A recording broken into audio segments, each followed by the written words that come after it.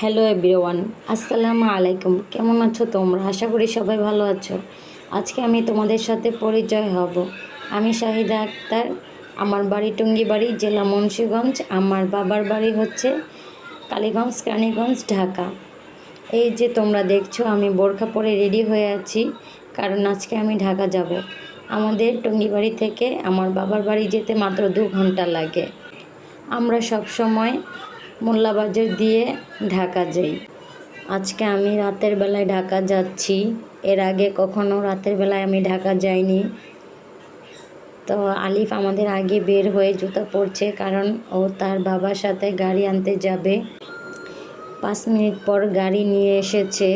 আমরা বাসা থেকে বের হয়ে গেলাম। আলবি বের হলো, তারপর আমি বের হলাম। আমরা গাড়ির দিকে এগিয়ে যাচ্ছি।